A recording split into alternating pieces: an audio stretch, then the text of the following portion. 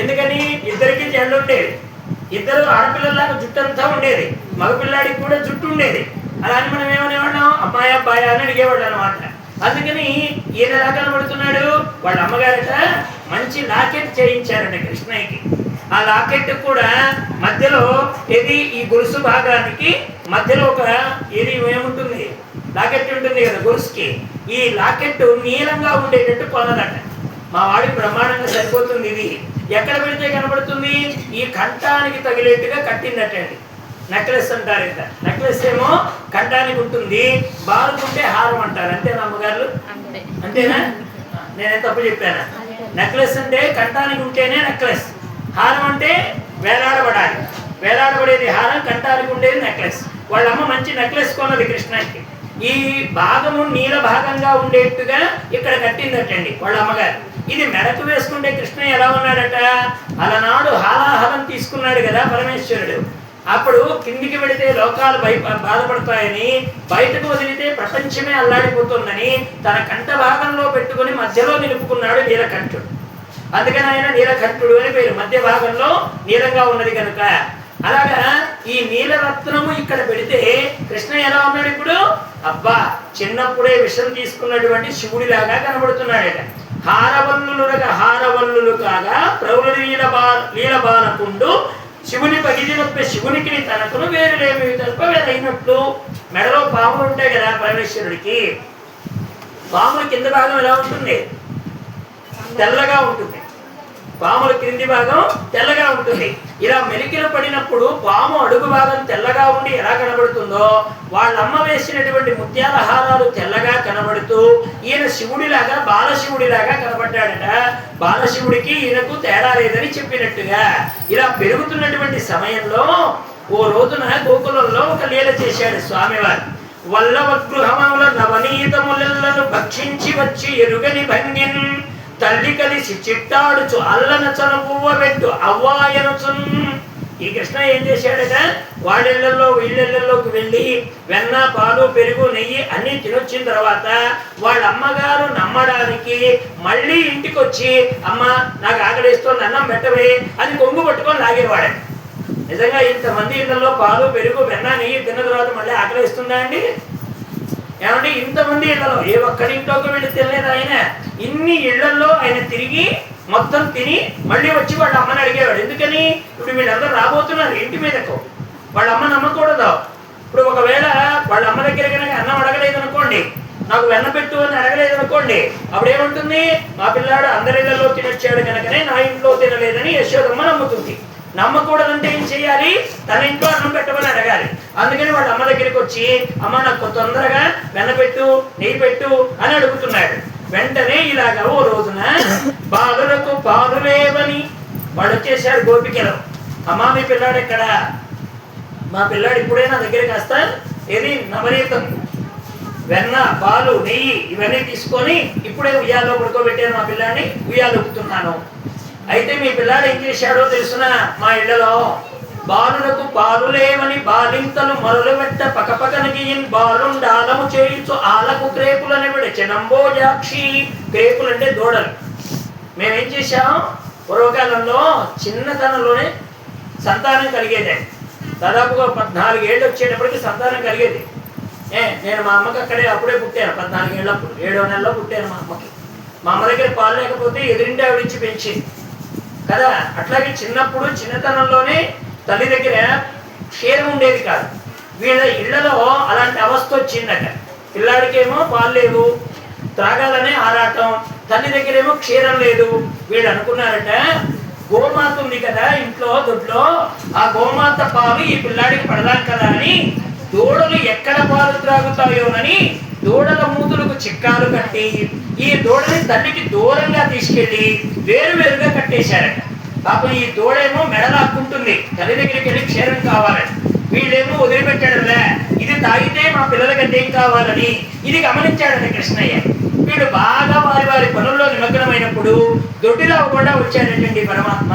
వెనకుంటుంది కదా పశువుల శాలకు వేరే దొడ్డి త్రోవ ఉంటుంది, ఆ దొడ్డి త్రోవలో వచ్చి కట్టినటువంటి దూడల తాడు విప్పేస్తే ఇవి ఆనందంగా చిక్కాలని తొలగించుకొని వాడి తల్లు దగ్గరికి వెళ్ళి క్షీరం తాగుతున్నాయటండి.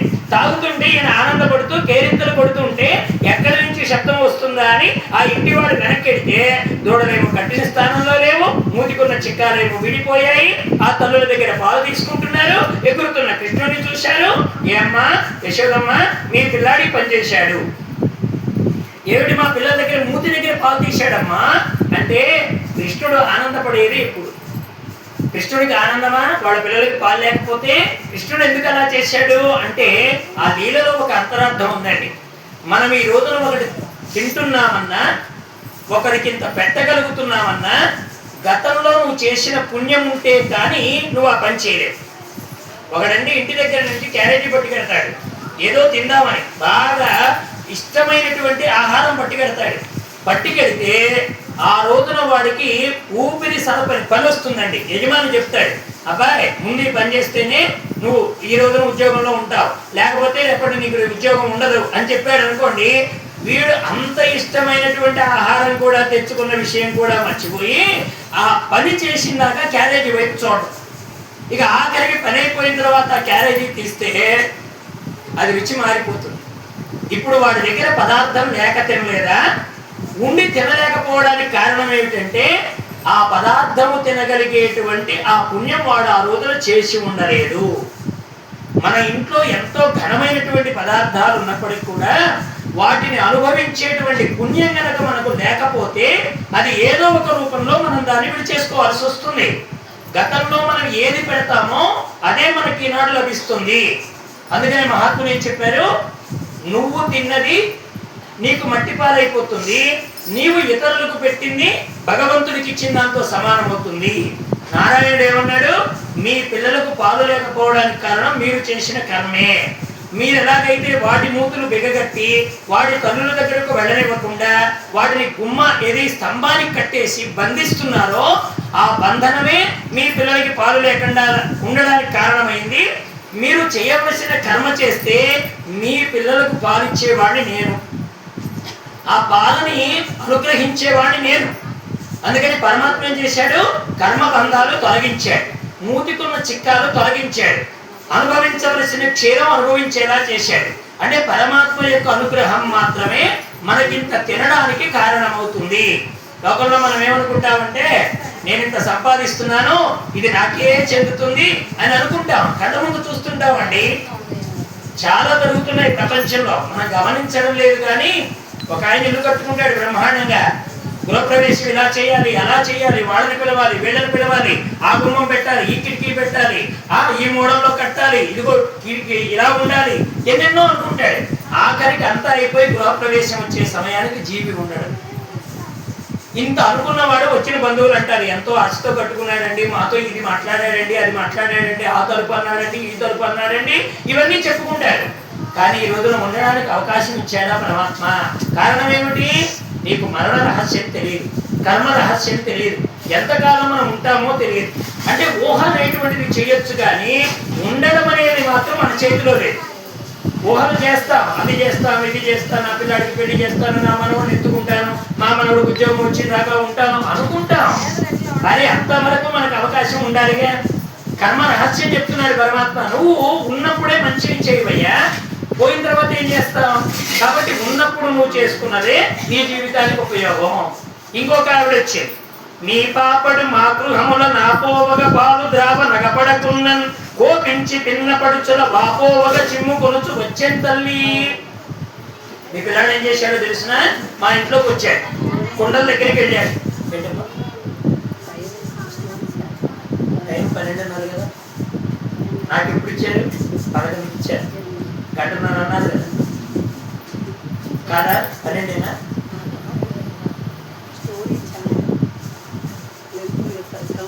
చాలా ఉంటుంది. పడతి మీ పాపడు మా గృహముల నాపోవ పాలు త్రాగు నగపడుతున్నాను కోపించి పిన్నపడుచున వాపోవగ చిమ్ముకొనుచు వచ్చే తల్లి. ఎందుకంటేనండి భాగవతం బాగా పద్యాలు అలవాటైపోయి పద్యాలు చదవకపోతే భావం రావట్లేదు బయటికి. ఏదో వచన రూపంలో ఉంటే వచనాన్ని చదువుకొని చెప్పడం అది వేరండి. ఒక పద్యం కనుక అలవాటు అయిందనుకోండి, పద్యం చదవకుండా భావం చెప్పాలంటే చాలా కష్టం. అది వెనకాతలు వస్తేనే భావం రావడానికి అవకాశం ఉంటుంది. అది ఎందుకంటే మాకు అలా అలవాటు అయిపోయింది. అందుకని ఆయన ఏమంటున్నాడు, మీ అబ్బాయి మా ఇళ్లలోకి వచ్చాడమ్మా, వచ్చిన వాడు పాలల్లో కుండల్లో అన్ని వెతుక్కున్నాడు, వెతికితే ఏ కుండలో పాలు పెరుగు వెన్న నెయ్యి కనబడలే. వెంటనే మా పిల్లవాళ్ళు పట్టుకోవడానికి చుట్టూ దడిగట్టారు. దొంగలు వస్తే ఏం చేస్తారండి, ముందు అందులో ఆ ఇంట్లో వస్తువులు ఉన్నాయో లేవో తర్వాత తీసేయండి. అంటే బీరువాలో నగలుంటేనే డబ్బులుంటేనే దొంగలు పట్టుకుంటారా? అసలు వీడు వచ్చాడంటేనే పట్టుకుంటారు. ఎందుకని? ఈ ఇంట్లోకి వచ్చిన వాడు ఇంకొక ఇంట్లో కూడా పోతాడు కదా. అందుకని అందరూ దడిగట్టేశాడు. దడిగట్టేస్తే వీడు ఏం చేశాడు, పరిగెత్తుకుంటూ ఆ పిల్లల్ని పాపల్ని అందరినీ తోసేసుకొని మీ వాడు బయటికి వెళ్ళిపోయాడమ్మా అని చెప్పారు. వాస్తవానికి ఆ ఇంట్లో పాలు పెరుగు వెన్న నెయ్యి ఏమీ లేవు. పరమాత్మ కూడా ఈ దేహంలోకి వస్తాడు. ఇల్లే దేహం. ఈ దేహంలో వెతుక్కుంటున్నాడండి ఆయన. దేనికోసం? క్షీరం కోసం. క్షీరం అంటే జ్ఞానమే క్షీరం. అర్థమైందా? దీనిలో నెయ్యిని వెతుక్కుంటాడు పరమాత్మ. కృతం అంటే బుద్ధి. మన బుద్ధి మంచి బుద్ధి ఉన్న పరమాత్మ నీ గృహంలో ఉంటాడు. ఆ బుద్ధి కూడా కనపడలేదనుకోండి, పరమాత్మ తోసేసుకొని వెళ్ళిపోతాడు. అంటే మనలో కొద్దిగా కొన్ని గుణాలు ఉండాలి. పరమాత్మ ఏమిస్తే ఆయన లంచానికి లొంగిపోతాడని ఏవేవో ఇచ్చేస్తూ పరమాత్మను ఆవాడాలనుకుంటున్నాడు. డబ్బులు ఉన్నవాడు డబ్బులు ఇచ్చేస్తాడు, వస్త్రాలు ఉన్నవాడు వస్త్రాలు ఇచ్చేస్తాడు. ఇక పరమాత్మ ఒక సరెండర్ అయ్యాడు అనుకుంటాడు. కానీ పరమాత్మ ఒకటి వెతుక్కుంటాడు నీ లోపల. నీలో జ్ఞానం ఉందా? పోనీ జ్ఞానం అంటే ఏదేదో పెద్ద వస్తువు అనుకోండి, కనీసం మంచి బుద్ధి ఉందా? ఇతరులకు మంచి చేయాలనే తలంపు ఉందా? కనీసం అది ఉన్న పరమాత్మని ఇంట్లో నిలబడతాడు. అవి లేనప్పుడు ఆ ఇల్లు భంగమైపోతుంది. పరమాత్మని ఇంటిని వదిలి వెళ్ళిపోతాడు. ఇది రెండవ కారణం. తర్వాతది, పడతీని బిడ్డడు మా కడవలోనున్న మంచి కాకిన పాలన పడచులకు పోసి చిక్కిన కడవల బోలడచిన అక్కడ కలదో లేదో. మీ పిల్లాడు మా ఇంట్లోకి వచ్చాడు. మేము వస్తాడని తెలిసి కింద పెడితే మీ వాడు ఇది పాలు పెరుగు వెన్నలై తింటున్నాడు కదా, అందుకని అందకుండా పైన కట్టాం. పైన కడితే మీ వాడు ఏం చేశాడు, అంత ఎత్తుకి ఎదగడానికి ఒక చిన్న లీల చేశాడు. ఈ పిల్లలందరినీ వరుసను వచ్చిన వాడిని వచ్చినట్టుగా అందరూ ఎత్తుగా వాడు నిత్యంలాగా తయారు చేసి దానిపైకెక్కి అందులో నుంచి క్షీరం తెచ్చి ఆ పిల్లలకు పోశాడు. అంటే మనం ఎంత నోరు కట్టుకు సంపాదించినా మనకు తినేటువంటి అదృష్టం లేనప్పుడు అది పరుల పాలైపోతుందే తప్ప మన దాకా మనం దాన్ని స్వీకరించాలంటే పరమాత్మ యొక్క అనుగ్రహం ఉండాలి. అందుకని చివరలకు దాచి దాచి దాచి దొంగల కిత్తురో మన భాగవతంలో చెప్తారు. ఇంత దాచిపెట్టిన వాడు ఏమైపోతాడో. అందుకనే లోకంలో దానం చేసేవాడి కంటే లోభివాడు గొప్పవాడట. విన్నారా ఈ మాట ఎప్పుడైనా? దానం చేసేవాడి కంటే లోభివాడు గొప్పవాడట. దానం చేసేవాడంటే ఇచ్చేవాడు, లోభివాడంటే దాచుకునేవాడు. వాడు చాలా గొప్పవాడట. ఎందుకని? దానం చేసేవాడు కొద్ది కొద్దిగా అందరికి ఇస్తాడట. లోభివాడు చచ్చినప్పుడు ఒకేసారి వదిలిపెట్టిపోతాడట. అందుకని వాడు చేసేది పెద్ద త్యాగం. వాడు ఒక్కరోజే పెద్ద త్యాగం చేస్తాడు. వీడేమో రోజు కొద్దిగా పెడతాడు. ఎవరు దానం చేసేవాడు. లోభివాడు ఏం చేస్తాడు, చచ్చిన రోజు మొత్తం అప్పచెప్పిపోతాడు. కాబట్టి వీడేమో కొద్దిగా ఇస్తే వాడు పోయేనాడు మొత్తం ఇచ్చిపోతాడు అన్నమాట. అందుకని ఇక్కడ చెప్తున్నాడు, మనం సంపాదించింది మన దగ్గర ఉంది అనుకుంది, మనం తినాలని ఉన్నా ఎంతో కొంత పుణ్యం ఉండాలి. ఆ పుణ్యం లేకపోతే తర్వాత వాళ్ళు దాన్ని పంచుకుంటారే తప్ప అది నీకు చేరదు అని పరమాత్మ చెప్పాడు. ఇంకొక చోట, ఆడందని వీరల పెరుగోడకని సుతుడు ద్రావి యొక్క ఇంచుకత కోడల మూతిని జరిగిన కోడల మృత్యునుచుని అత్త కొట్టే లతాంగి. అత్తగారు బజారుకు వెళుతూ కోడలతో చెప్పింది, అమ్మాయి జాగ్రత్త. ఎప్పుడండి?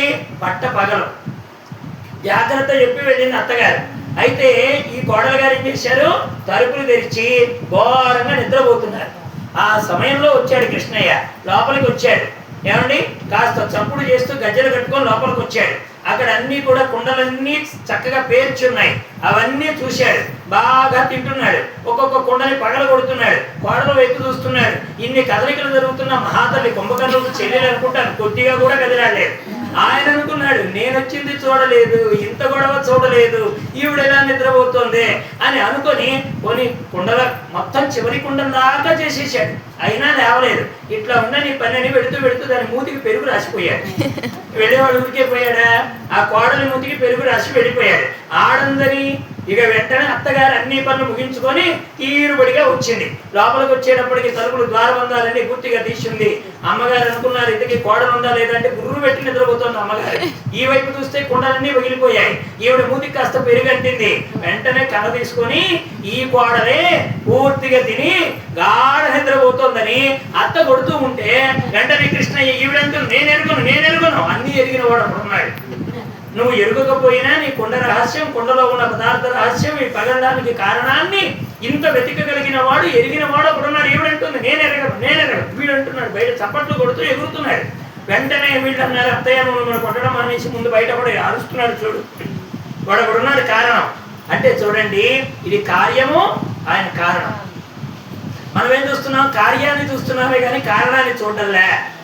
జరిగింది కార్యం, నా కాలు విరిగిందనో లేకపోతే నాకు దెబ్బ తగిలిందనో కార్యం చూస్తున్నాం. కారణం ఎవడు చూడాలి. మనం కారణం ప్రపంచం అనుకుంటున్నాం కాబట్టి మన రోగం అయిందండి. పరమాత్మ అనుకుంటే యోగం అవుతుంది. ప్రపంచం అనుకుంటే రోగం అవుతుంది. వస్తే రానివ్వండి. శరీరానికి నాకు దేనికి వస్తాయి రోగాలు? లోకంలో చాలా మంది తేలిగ్గా మాట్లాడే మాట ఏంటంటే ఏమండి ఈ మధ్య బాగా లావయ్యారే, ఈ మధ్య బాగా సన్నబడ్డారే. ఏం లావు సన్నంతో ఏడు పని? ఉన్న నాళ్ళు ఉంటాం, తీసుకెళ్ళినాడు పోతాం. ఈ లావులు సన్నాలు ఏమైనా మృత్యువేమైనా అంచనా వేస్తుందండి? లావుగా ఉన్నవాడిని తీసుకెళ్ళవలేను, సన్నగా ఉన్నవాడిని పట్టుకెళ్ళవలేను. మృత్యువుకి ఏమైనా లావు సన్నాలు కొలతలు ఇచ్చాడండి భగవంతుడు? వచ్చాం కాబట్టి ఎంతకాలం ఉండాలో ఉంటాం. వాడి అనుగ్రహం పోతే వాడిలోకి పోతాం. ఏమిటంటే పెద్ద పోయేటువంటి నష్టం ఏమైనా ఉందా? లేదండి. కానీ మనం దాన్ని గుర్తించడానికి కొద్దిగా విచారణ అవసరం. అందుకే మహాత్ములు మనకి ఈ జ్ఞానాన్ని అందించారు. ఎంత గొడవ చేశాడండి పరమాత్మ, తలుపు తీస్తే లోనికి వచ్చాడే, ఇంత శబ్దం చేశాడే, ఇన్ని శబ్దాలకు కూడా నిద్ర లేకపోతే ఇక పరమాత్మ ఏం చేస్తాడు? వెంటనే ఆ కోడలి మూతికి రాసి వెళ్ళిపోయాడు. పదార్థం అంతా ఉన్నా అది మూతి దాకే వస్తుంది కానీ లోపలికి పోవాలంటే ఆయన అనుగ్రహం కావాలి. కొంతమందికి మూతి దాకే వస్తుంది.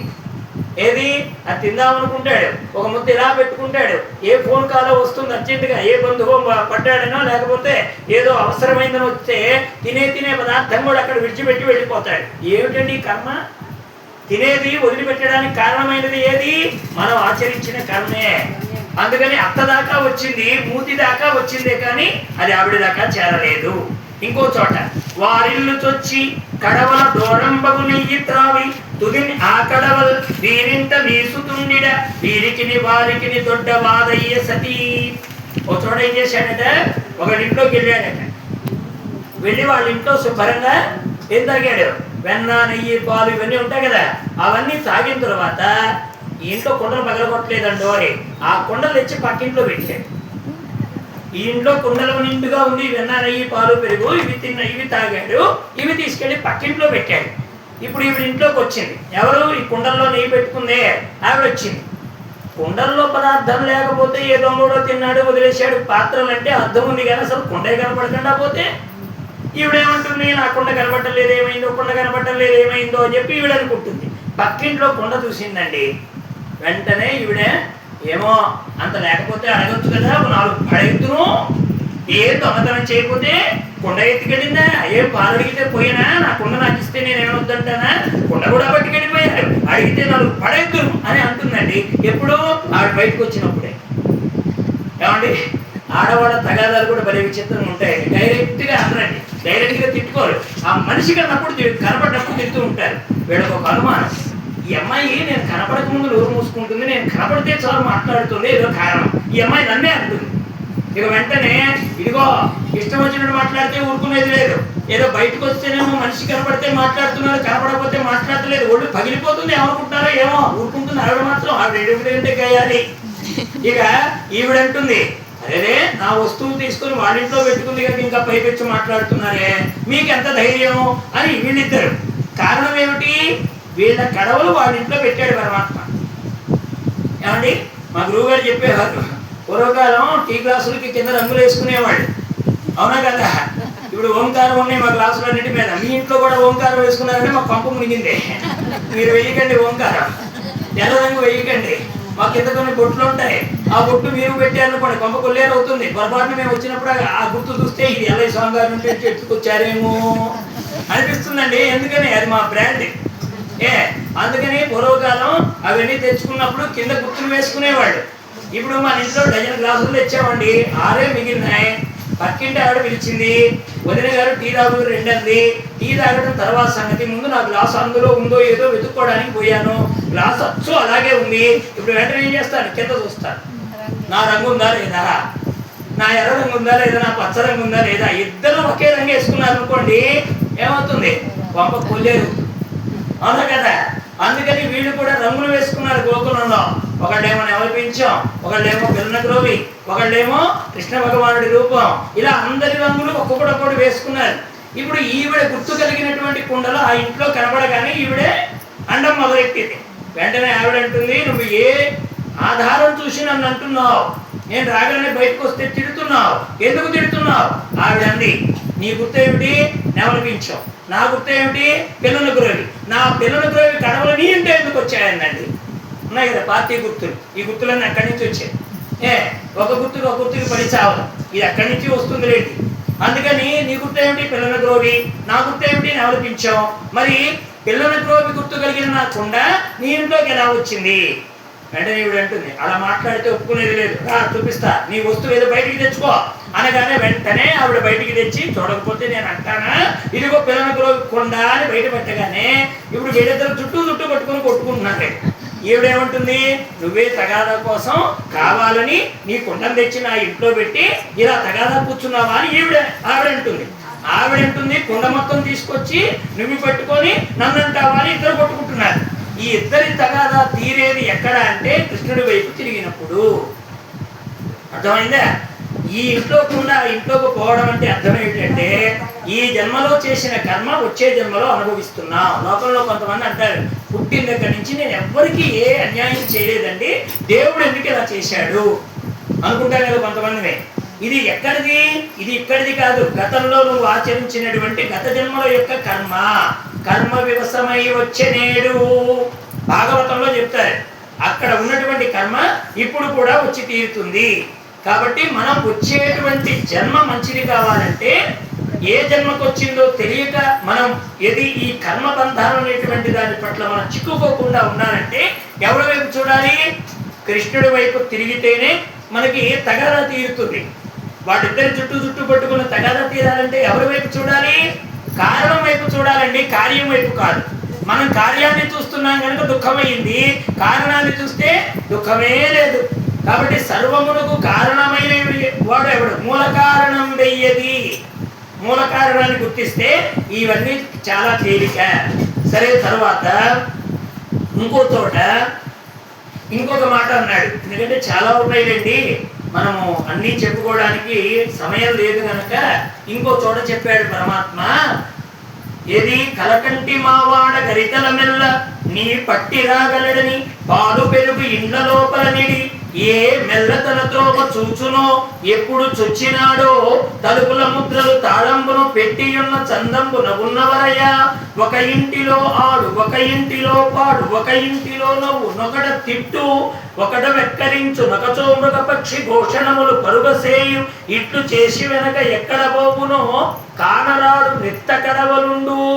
నిత్త కడవలంటే ఖాళీ కడపలు, ఖాళీ చేసి వెళ్ళిపోతాడట. ఏం చేశాడు మీ పిల్లాడు, మీ వాడు ఎలాగైనా వస్తాడని మా పాలు పెరుగు అన్నీ కూడా చూడబెట్టి తలుపు మీద ముద్రలు వేసి మేము రహస్యంగా ఉంచితే మీ పిల్లాడు ఎలా వచ్చాడో ఆ కుండలన్నీ ఖాళీ చేశాడు. పోనీ ఒక్క చోటే ఉన్నాడా మీ పిల్లాడు, ఎన్ని చోట్లకు వచ్చాడండి, ఎన్ని చోట్ల కనబడుతున్నాడు మీ పిల్లాడంటే. ఒక ఇంట్లోనేమో తిడుతున్నాడు, ఒక ఇంట్లో నవ్వుతున్నాడు, ఒక ఇంట్లో ఆడుతున్నాడు, ఒక ఇంట్లో వెక్కిరిస్తున్నాడు.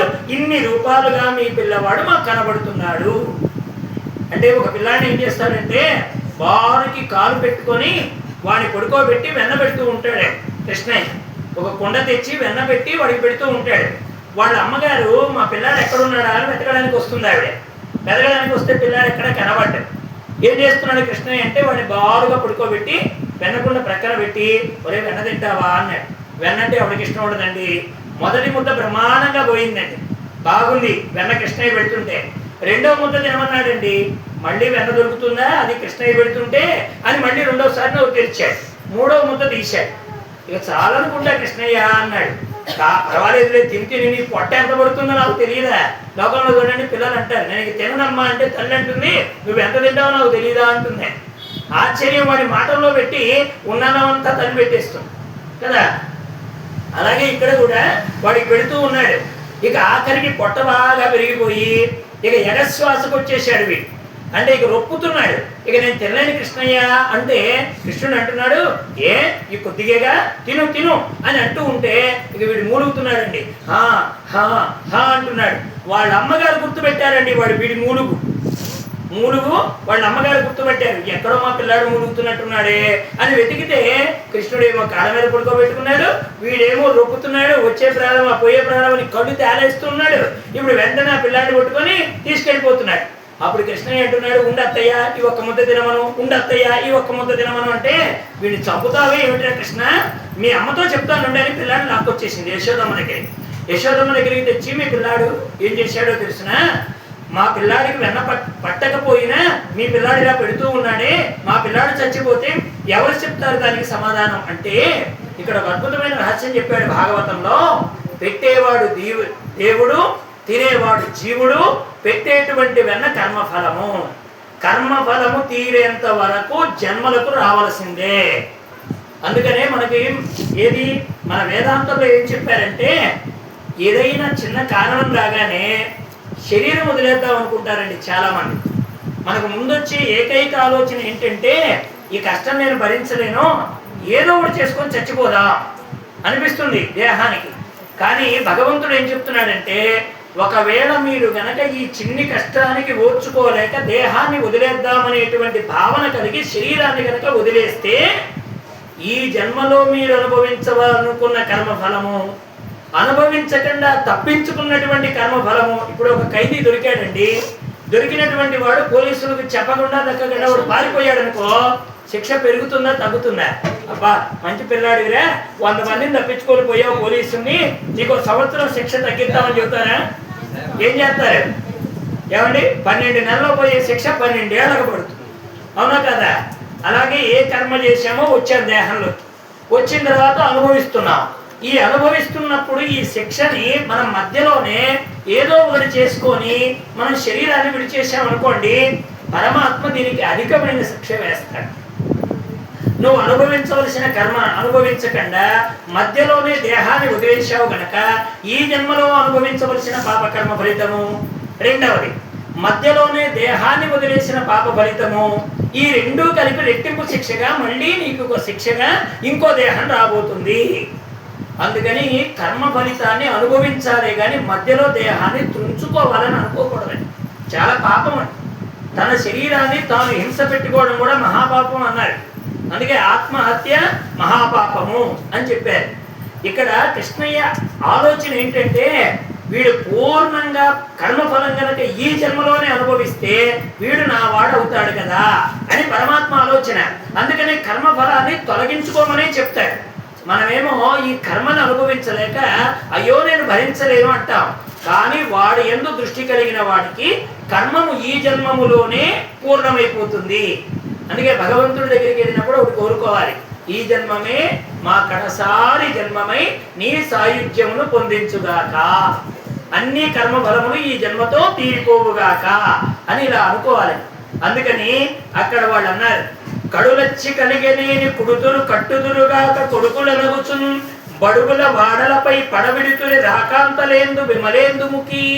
అమ్మా నీకు కలిగితే నీ ఇంట్లో పెట్టుకో, ఇంత ముద్ద పెట్టుకో, కానీ బడుగులమైనటువంటి మా వాళ్ళ మీద మీ పిల్లవాడిని పంపుతారా అంటే ఈవిడంటుంది, అమ్మా మా పిల్లవాడికి పొరిగిండ్లు పోవడానికి త్రోవ తెలియదు, చను విడచి చనడిచ్చట్టు ఎన్నడు పొరిగిండ్ల త్రోవ నిలుగడు నేడు కన్నులు తెరవని మాయి చిన్ని కుమారుని రవ చేయందగునే, అన్య మెరుగడి ఇతడు తన ఎంత ఆడుచుండు మంచివాడింత ఎగ్గులు మానరమ్మ రామలార త్రిలోకాభిరామలారా తల్లులార గుణవతీమ తల్లులారా. అమ్మా మా పిల్లవాడు మంచివాడు, ఎవరు చేసిన కర్మఫలం వారికే ఇస్తాడు, ఒకళ్ళది ఒకళ్ళకి ఇవ్వడండి భగవంతుడు ఎప్పుడు కూడా. అందరూ ఒకే రకమైన బ్యాగులు తీసుకెళ్లారు అనుకోండి యాత్రకి, కొంప మునుగుతుందా మునగదా? అందరూ ఒకే రకమైన బ్యాగులు తీసుకెళ్తే కొంప కొల్లేరైపోతుంది. అదే ఎవరి బ్యాగ్ వాళ్ళకు ఉందనుకోండి గుర్తుంటుంది, ఇది నాది కాదు ఇది నాది కాదు అని చెప్తారు. కానీ భగవంతుడి దగ్గర ఇంతమంది జీవులు లోకంలోకి వస్తున్నా ఎవరి కర్మఫలం వాడికే ఇస్తాడటండి. ఎవడ పెట్టి వాడికే నెత్తిన ఎడతాడట. అంతేగాని ఒకడికి ఎట్టడట. మనం అనుకుంటాం ఎవరికో రావాల్సిన కర్మ నాకు వచ్చింది అంటాం. వాస్తవానికి అది కాదు, నీ కర్మే నీకు వస్తుంది.